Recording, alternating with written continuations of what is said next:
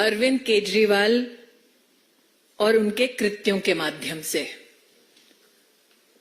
Media की agencies और जो वर्तमान में ऑनलाइन दस्तावेज मौजूद हैं, ये सभी दस्तावेज और मीडिया चैनल्स पर प्रसारित कुछ तथ्य दिल दहला देने वाले हैं। आज कोर्ट में जब ये तथ्य प्रस्तुत किया गया कि अरविंद केजरीवाल द्वारा चिन्हित विजय नायर के सौजन्य से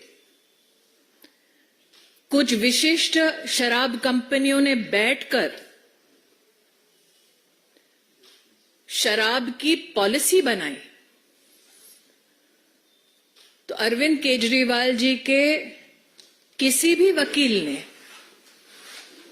इस तथ्य का खंडन नहीं किया। आज कोर्ट में कुछ बैंक ट्रांजैक्शंस का विशेष उल्लेख हुआ। एक बैंक ट्रांजैक्शन ऐसा जिसके अंतर्गत समीर महेंद्रू 1 करोड़ की राशि मेसर्स राधा इंडस्ट्रीज में ट्रांसफर करते हैं। दूसरा, कोर्ट में जो मीडिया की एजेंसीज के माध्यम से दस्तावेजों में ध्यान में आता है, विजय नायर को समीर महेंद्रू 2 से 4 करोड़ रुपया देते हैं। इसका भी अरविंद केजरीवाल ने खंडन नहीं किया, ना ही अपने आप को इससे दरकिनार किया। आज कोर्ट में सीबीआई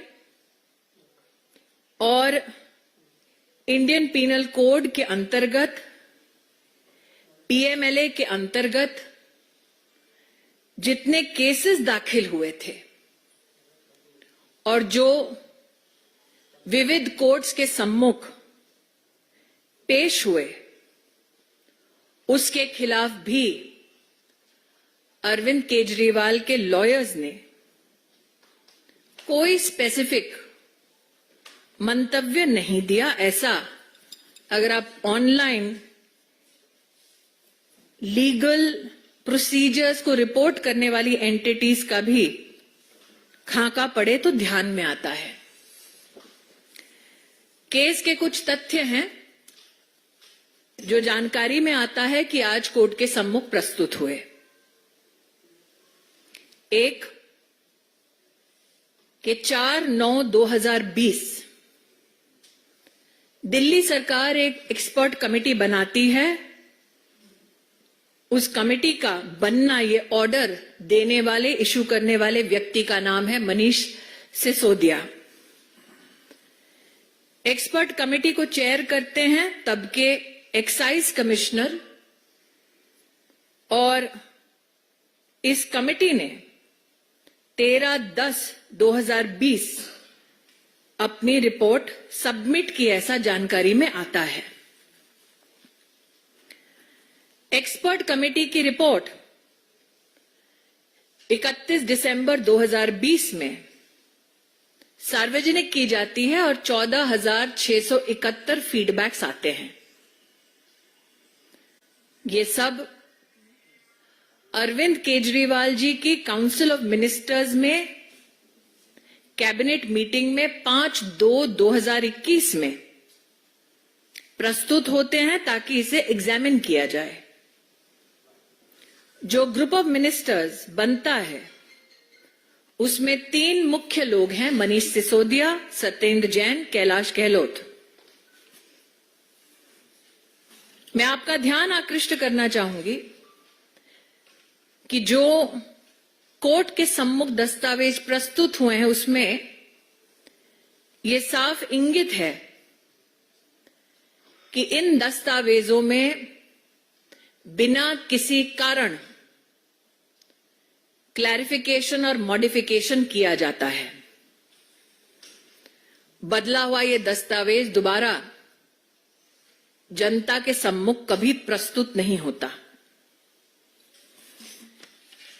कुछ तथ्य ऐसे जिनसे अरविंद केजरीवाल जी ने आज कोर्ट में अपने लॉयर्स के माध्यम से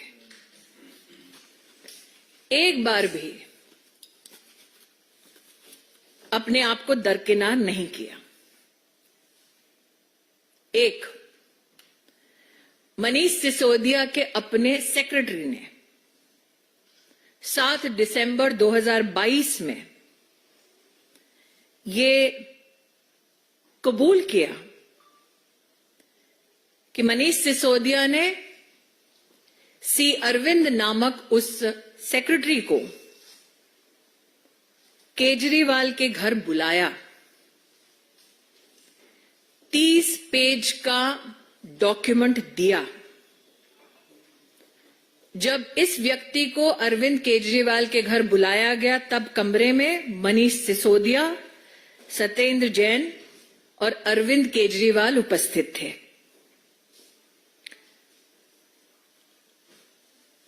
ये कहा गया है कि सी अरविंद मनीष सिसोदिया के सेक्रेटरी ने ये कबूल किया है कि मनीष सिसोदिया ने उनको इन सबकी उपस्थिति में कहा कि जो दस्तावेज थमाया जा रहा है वही ग्रुप ऑफ मिनिस्टर्स की रिपोर्ट बनेगी।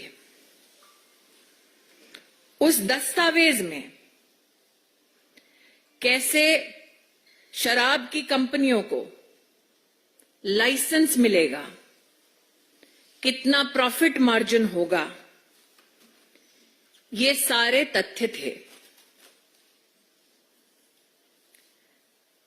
इसका भी खंडन अरविंद केजरीवाल के वकीलों ने नहीं किया। एक और तथ्य,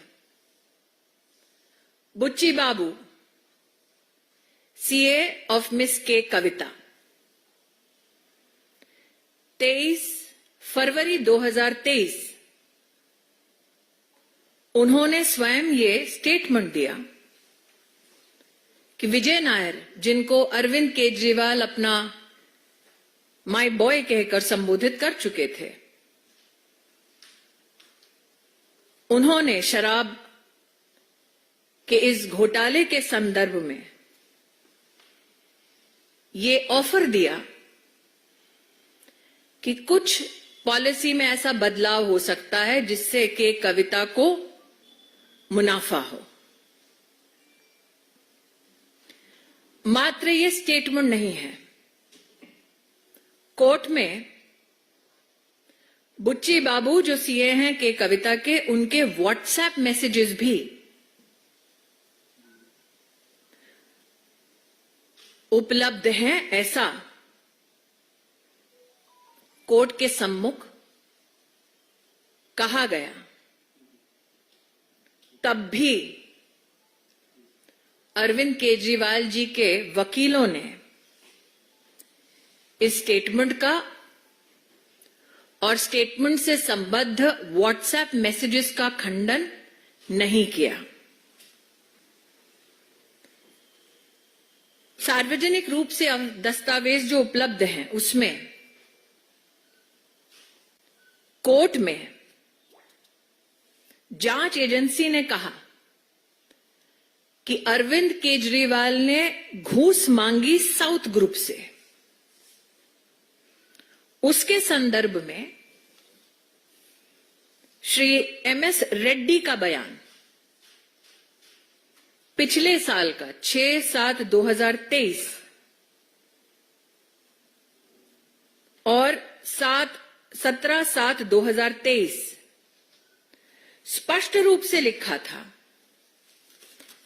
कि अरविंद केजरीवाल ने सेक्रेटेरिएट के अपने ऑफिस में 16 दिसंबर 2021 शाम 4:30 बजे मिलने का समय दिया। मिलने का कारण जो दस्तावेजों में उपलब्ध है,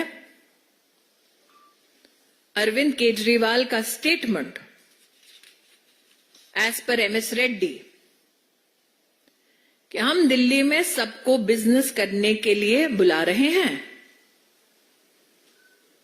कविता, daughter of chief minister Telangana K Chandrashekar Rao ने हमें अप्रोच किया है और अरविंद केजरीवाल की पार्टी आम आदमी पार्टी को 100 करोड़ रुपए देने का विषय रखा है।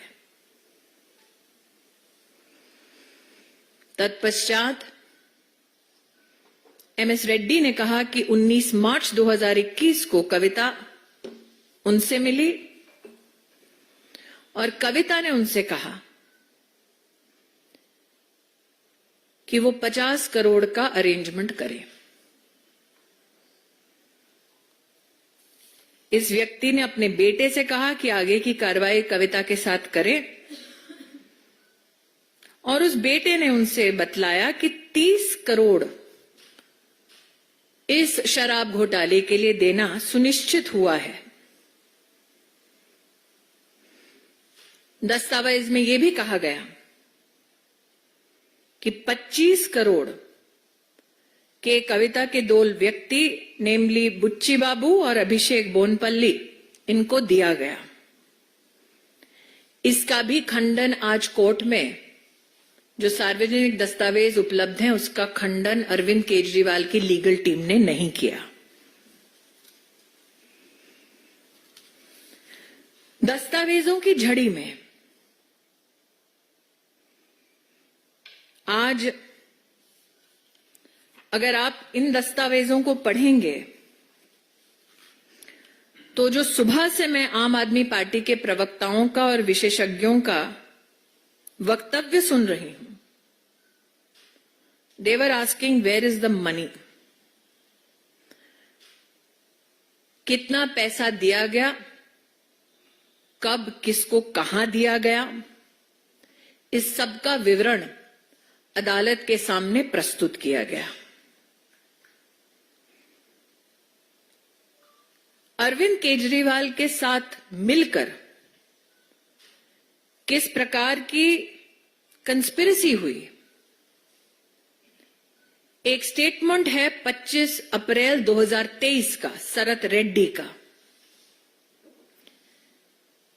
जिन्होंने कहा कि मैं क्योंकि दिल्ली में इन्वेस्टमेंट कर रहा था, मेरी इच्छा थी कि मैं अरविंद केजरीवाल और मनीष सिसोदिया से स्वयं मिलूं। विजय नायर के माध्यम से यह मुलाकात सुनिश्चित की गई। कैसे मुलाकात हुई, काली रंग की एसयूवी से उठाकर कैसे एक सरकारी बंगले में लिया गया जहां पर अरविंद केजरीवाल इनसे मिले, इसका भी विवरण है। इसका भी खंडन अरविंद केजरीवाल जी की लीगल टीम ने नहीं किया, ऐसा व्यतीत होता है। विजय नायर कौन है? ये वो व्यक्ति हैं जिनके संदर्भ में मीडिया ने विस्तृत रूप से जनता के सम्मुख जानकारी पेश की। इनफैक्ट हाईकोर्ट ने भी इनको बेल देने से इनकार किया और कहा कि इनके खिलाफ आरोप गंभीर हैं। लेकिन अरविंद केजरीवाल ने इस पैसे का इस्तेमाल कैसे किया? 45 करोड़ रुपया, जिसे गोवा के इलेक्शन कैंपेन में इस्तेमाल किया गया। विवरण में जिस एविडेंस की बात होती है उसके चलते एक कंपनी के मालिक, जिन्हें आम आदमी पार्टी के गोवा के चुनाव के लिए चिन्हित किया जाता है, उनके बयान हैं, इंक्लूडिंग एक एम्प्लॉय जिसका नाम है शायद इस्लाम काजी, मीडिया इसको पुष्टि कर सकता है। 45 करोड़ रुपीस जो आम आदमी पार्टी ने गोवा के विधानसभा के चुनाव में इस्तेमाल किया, उसकी जानकारी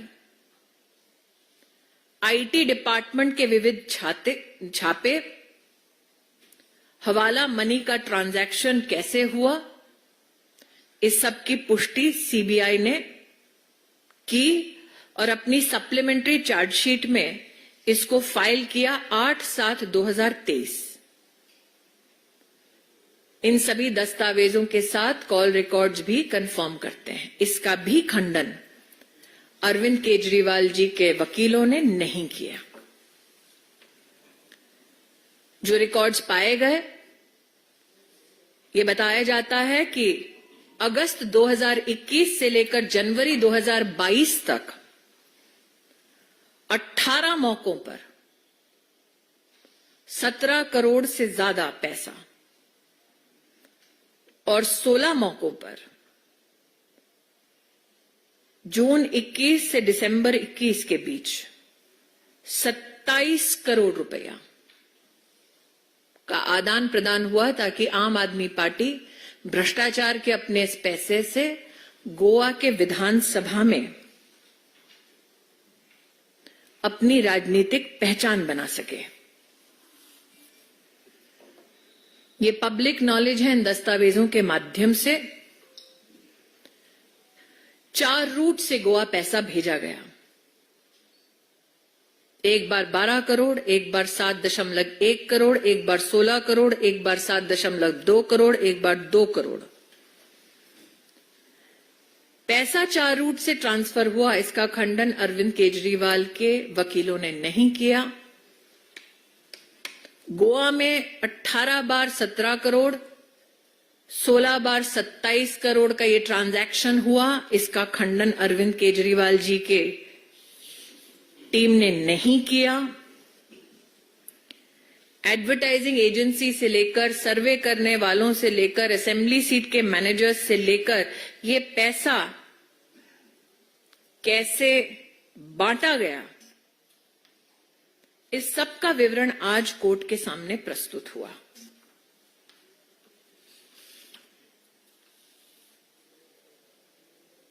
जो ये राजनीतिक ढोंग करते रहे अब तक, सुचिता को साक्षी मानने वाले अरविंद केजरीवाल, प्रश्न ये उठता है कि अगर ऐसे गंभीर आरोप उन पर लगाए गए तो एक नहीं, 2 नहीं, 3 वकील आज उनका बचाव कर रहे थे। तीनों में से एक वकील ने भी इन सभी तथ्यों पर क्यों अपनी ओर से अपने क्लाइंट अरविंद केजरीवाल को डिफेंड नहीं किया।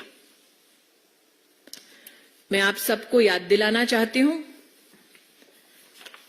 कि पैसे का trail, Manish Sisodia versus CBI का केस अगर आप पढ़ें तो सुप्रीम कोर्ट जब उनको बेल मना कर रही थी तो सुप्रीम कोर्ट के ऑब्जर्वेशन में स्पष्ट लिखा था कि 338 करोड़ रुपया का भ्रष्टाचार हुआ है शराब घोटाले में। इसको कोई चुनौती नहीं दे सकता, ये सुप्रीम कोर्ट का मानना है। प्रशासनिक ढांचे के माध्यम से संविधान को कलंकित करने का अरविंद केजरीवाल का ये दुस्साहस और ये घमंड कि वो कानून से ऊपर हैं, आज उनकी रिमांड की खबर से कम राष्ट्र इस बात को लेकर कहीं ना कहीं आश्वस्त है कि भले ही भ्रष्टाचार करने वाला अरविंद केजरीवाल क्यों ना हो, कोई भी कानून से बड़ा नहीं है। Now in English, the kingpin of crime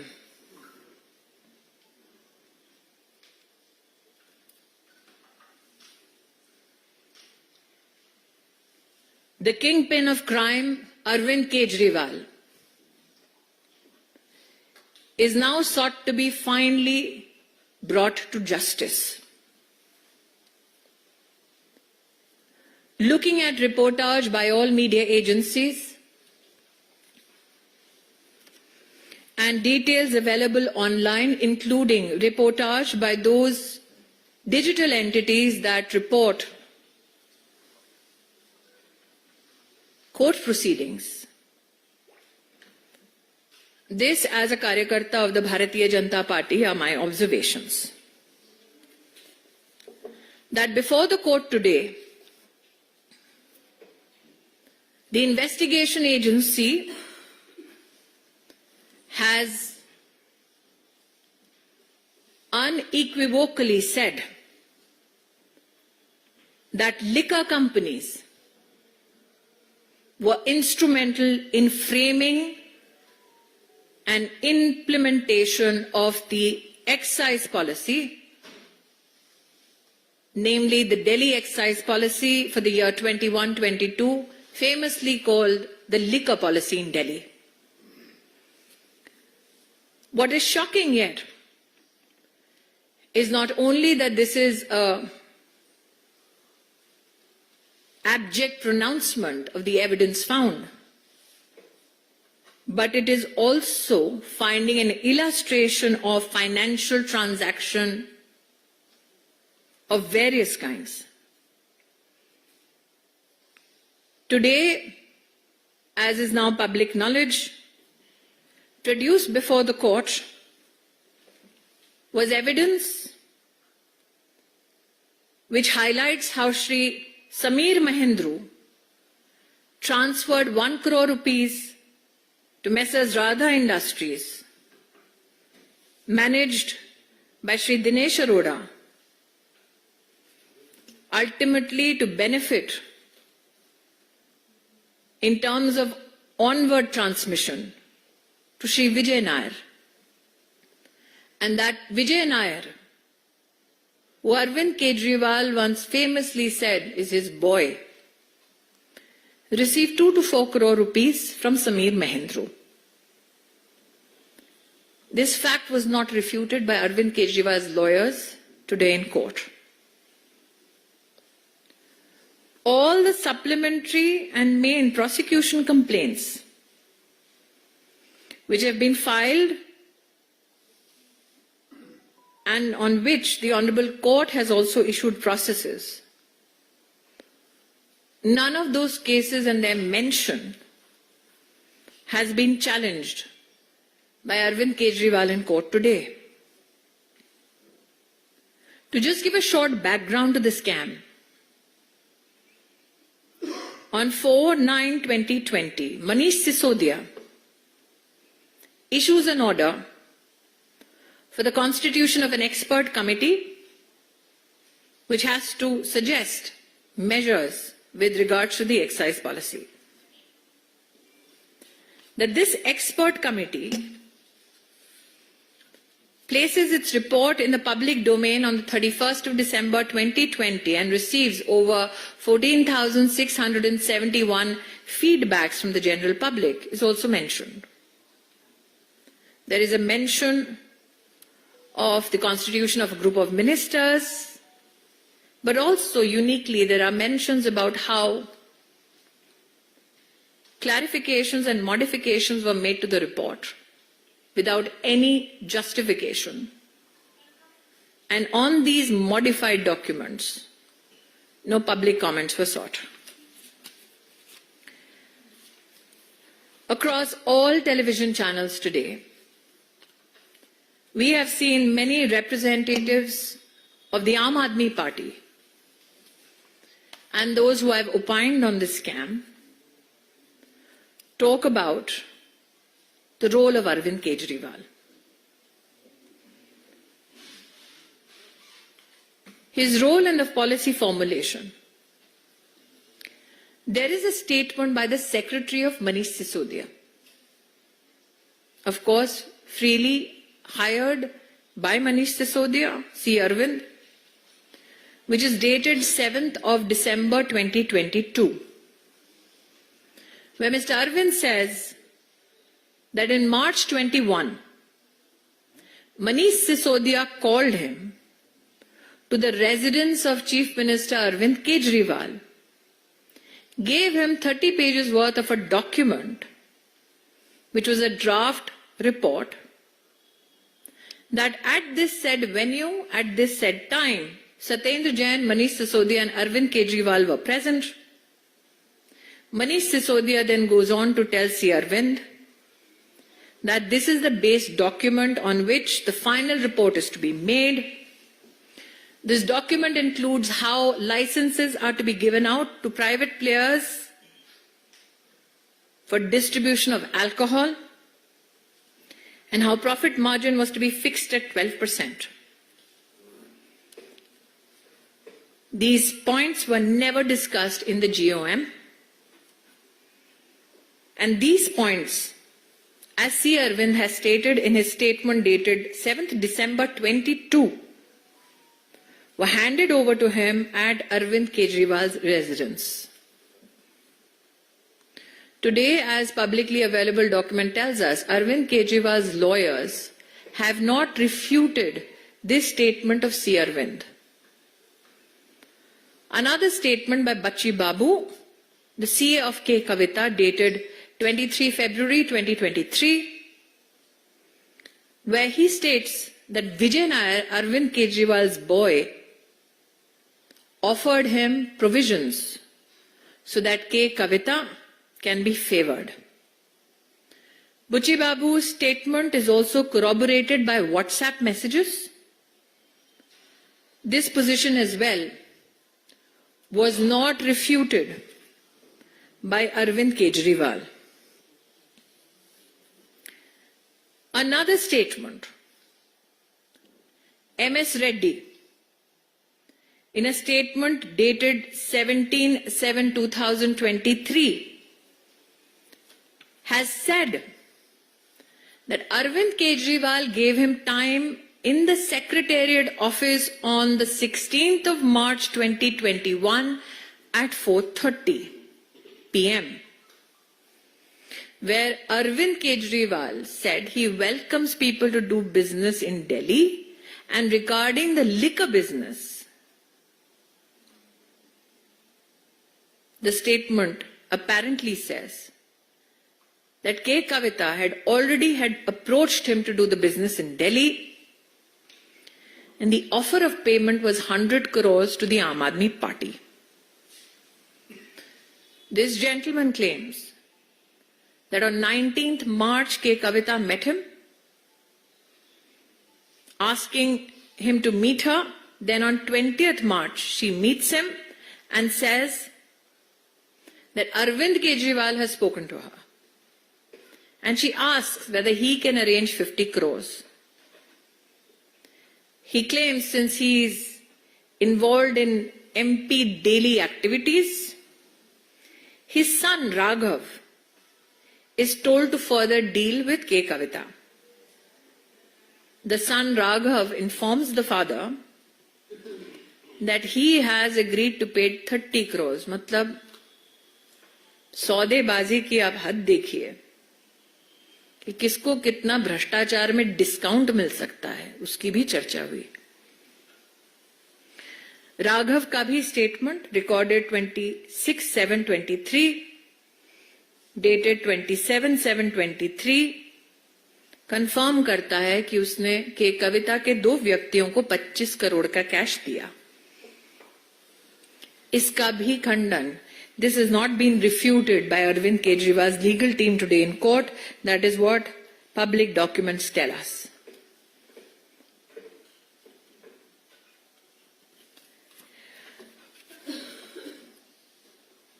Today in court, another statement that is revealing. Sarath Reddy, statement dated 25th April 23, said that it was his desire, since they were in Manish Sisodia. He was assured it will be done with the help of Vijay Nair. A meeting was arranged at a house where Arvind Kejriwal met him. In this meeting, Arvind Kejriwal assured him that Vijay Nair is his trusted guy, and if there is any small or big issue, Vijay will figure it out. Now, the issue of Vijay Nair and his participation in the liquor scam, if you look at the High Court observation when it refused to grant bail to Vijay Nair, the High Court held that the allegations against Vijay Nair are extremely serious in nature. The question is,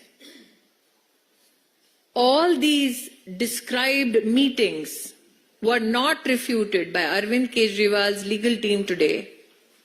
One at the Secretariat, one at Arvind Kejriwal's residence, one in a bungalow with Vijay Nair by Arvind Kejriwal's team. Now, the role and utilization and the proceeds of crime. 45 crore rupees received as bribes from the so-called South Group to be used in the election campaign of the Aam Aadmi Party in Goa in 2021-22. Statements, IT raids, call records confirm that from 4 routes, money was transferred. Once 12 crores, then 7.1 crores, then 16 crores, then 7.5 crores again, then 2 crores. Records also apparently state that on 18 occasions between August 21 and January 22, 17 crore 38 lakhs rupees was collected, and between June 21 and December 21, on 16 occasions, a total of 27 crore rupees was collected. How was it distributed? It was distributed through ad agencies for campaign to area managers, to assembly managers and survey managers. Arvind Kejriwal came with a promise of change.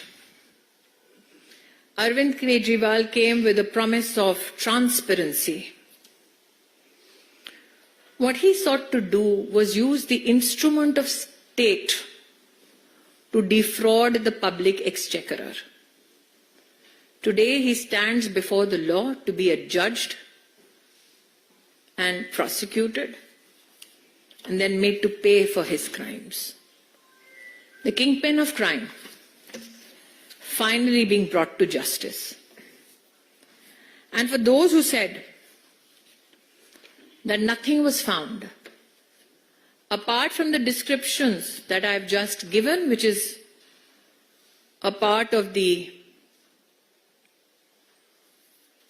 money trails that has been described and not refuted by Arvind Kejriwal, I would like to redirect your attention to Manish Sisodia versus CBI case in the Supreme Court, when the observations of the court with regards to the liquor scam is thus that the amount of 338 crores cannot be disputed or challenged. And I here quote verbatim what the Honorable Supreme Court has said, that the new excise policy was meant to give windfall gains to select few wholesale distributors who in turn had agreed to give kickbacks and bribes. This is the true face of the kingpin of crime, Arvind Kejriwal. I'll open now the floor open for questions, please. I'll request Sanjay ji, आप थोड़ा समझ में कर लें. Devendra, India TV.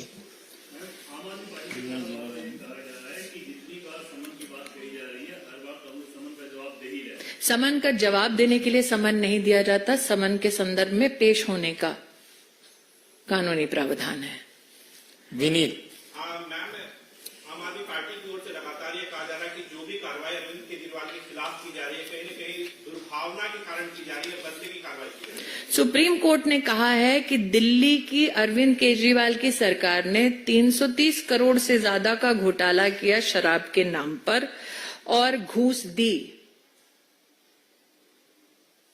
क्या आम आदमी party के कार्यकर्ताओं का, प्रवक्ताओं का ये मंतव्य है कि देश की सर्वोच्च न्यायालय ने सही स्टैंड नहीं लिया? रविकांत राय। स्मृति, दो सवाल हैं। पहला तो अरविंद केजरीवाल ने अभी कहा है कि वो मुख्यमंत्री पद से इस्तीफा नहीं देंगे। दूसरा सवाल कि पंजाब के मुख्यमंत्री भगवंत मान आए थे अरविंद केजरीवाल के समर्थन में और उन्होंने कहा कि अभी जो हालात हैं वो इमरजेंसी जैसे हैं। ऐसा है, जिन दस्तावेजों को अभी अभी मैंने पढ़ा, जो सार्वजनिक रूप से उपलब्ध है, मैंने कहा वहीं से मुझे प्राप्त हुए हैं, उसको अगर आप मीडिया के पर्सनल के नाते बारीकी से पढ़ें तो सिर्फ गोवा के इलेक्शन कैंपेन में ये काला धन नहीं गया।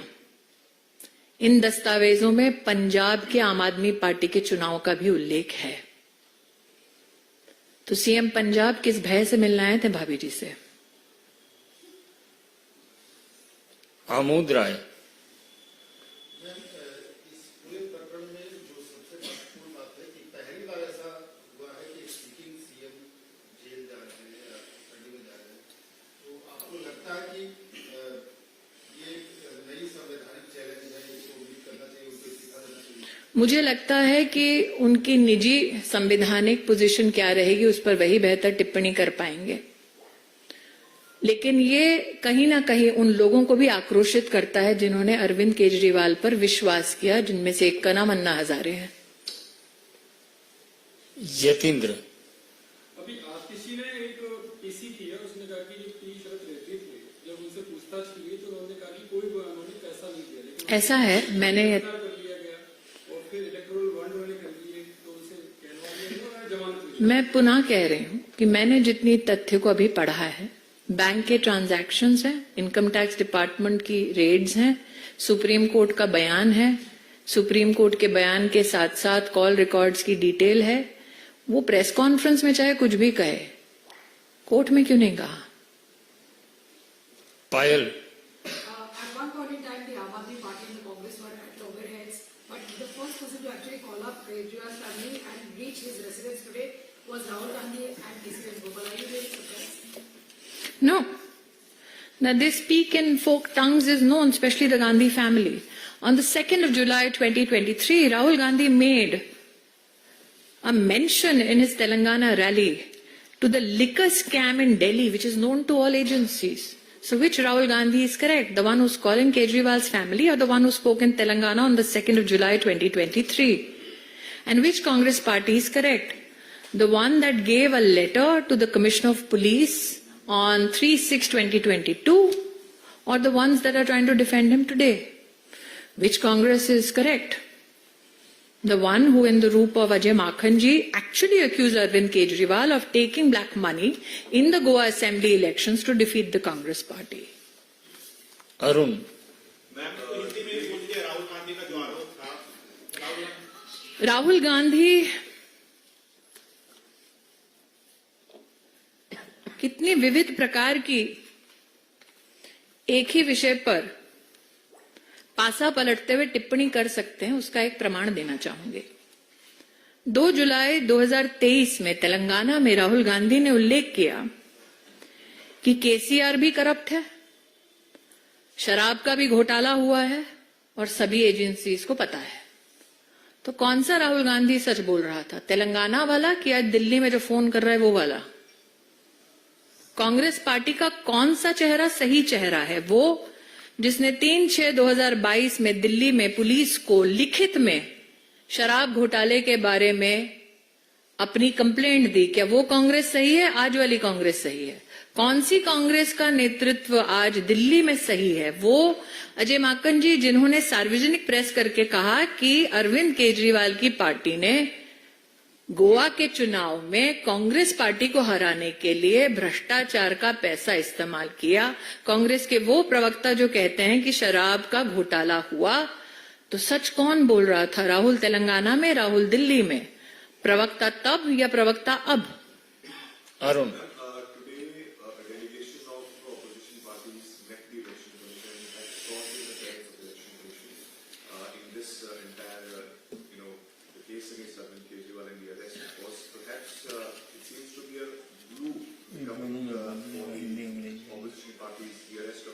It's interesting that you use the word glue for the opposition parties that went before the Election Commission today. That the glue is called corruption is more than evident. But what is also interesting, and I'm not a student of law, is that an officer of the court who had just presented himself before the court goes to the Election Commission to bring the court under pressure. So corruption is the glue that brings them together. What is fascinating is all the details that I've given you are partners of the India Alliance who are transacting between the South and Delhi government. So no wonder everybody ran. Because when the dominoes falls, who knows where it lands? But again, it is for legal luminaries to opine on why an officer of the court, after presenting himself on behalf of a client before the court, then goes to the Election Commission to suppress the majesty of the court. देखिए, चुनाव आयोग में जाकर एक ऐसा व्यक्ति बोल रहा है जो चुनाव आयोग में प्रस्तुत होने से ठीक पहले कोर्ट में प्रस्तुत था। कोर्ट में वकील के रूप में अपने आप को प्रस्तुत करने के बाद जो मैंने मीडिया में देखा है जजमेंट रिजर्व था, उस अवधि में वो व्यक्ति जाता है और इलेक्शन कमीशन पर जाकर दबाव बनाने का प्रयास करता है ताकि कोर्ट उसके दबाव में शायद कुछ बोल दे या शायद कुछ कर दे। तो जो देश की कानून व्यवस्था से संबंधित विशिष्ट लोग हैं, ऐसे वकील साहब के बारे में उनकी क्या टिप्पणी है वो तो मैं खुद रुचि रखूंगी सुनने के लिए। लेकिन ये गठबंधन चोरों का है, ये हम पहले भी कहते थे प्रवक्ताओं के नाते, आज उन्होंने प्रूव कर दिया। किसके लिए गए?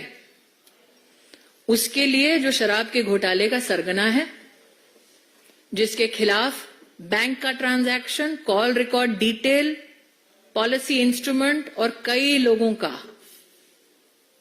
एविडेंस बयान है। तो जुडिशरी को सप्रेस करने का ये उनका प्रयास निंदनीय है। यतीन्द्र हो गया। विशाल पांडे, रिपब्लिक। देखिए, मैं रिटोरिक में विश्वास नहीं करती। मुझे ऐसा लगता है कि आज जो तथ्य हमने बोले हैं वो तथ्य कोर्ट के सम्मुख भी प्रस्तुत हुए थे। हिमांशु, आज तक। मैम, मेरा एक सवाल है। पहले सत्येंद्र जैन करप्शन के केस में रेलवे का मंत्री रहते हुए, Manish Sisodia railway same case में मुख्यमंत्री रहते हुए, अब अरविंद केजरीवाल जी, कई और मंत्रियों के विभागों को लेकर जांच चल रही है। आपको नहीं लगता कि इतने भ्रष्टाचार के बाद राष्ट्रपति को अब कड़ा कदम उठाते हुए मैं पहले तो मॉडल कोड ऑफ कॉन्डक्ट लागू है। मैं एक संवैधानिक पद पर सेवा दे चुकी हूं, दे भी रही हूं वर्तमान में। दूसरा, मैं प्रवक्ता के नाते आज इस मीडिया कॉन्फ्रेंस में महामहिम राष्ट्रपति जी के संदर्भ में कोई टिप्पणी नहीं कर सकती। ठाकुर रविंद्र सिंह, जी न्यूज। मैडम, ये पहले का उदाहरण बीजेपी का हो या दूसरी पार्टियों का, हाल फिलहाल में हेमंत सोरेन को देखने को आ रहा है कि उन्होंने ईडी किया, गिरफ्तार हुए, उसके पहले उन्होंने गद्दी छोड़ी। इसके पहले कई उदाहरण हैं, चाहे लालू यादव हो या फिर बीजेपी के लिए। लेकिन अरविंद केजरीवाल या उनकी पार्टी कर रही है हम नहीं छोड़ेंगे, सीएम है। आपको क्या लगता है कि इस्तीफा नहीं दे रहे हैं, गद्दी पर बैठे रहना चाहते हैं, इसके पीछे आपको क्या मंशा लगती है? जितने तथ्य अब तक सम्मुख आए हैं उन्होंने संवैधानिक पद का ही इस्तेमाल किया है भ्रष्टाचार करने के लिए और अपना बचाव करने के लिए। तो क्या आप हैरान हैं कि वो ये पद नहीं छोड़ना चाहते जिसके माध्यम से उन्होंने भ्रष्टाचार किया? न सिर्फ शराब में घोटाला किया, शीश महल भी बनवाया। श्वेता, सहारा टीवी।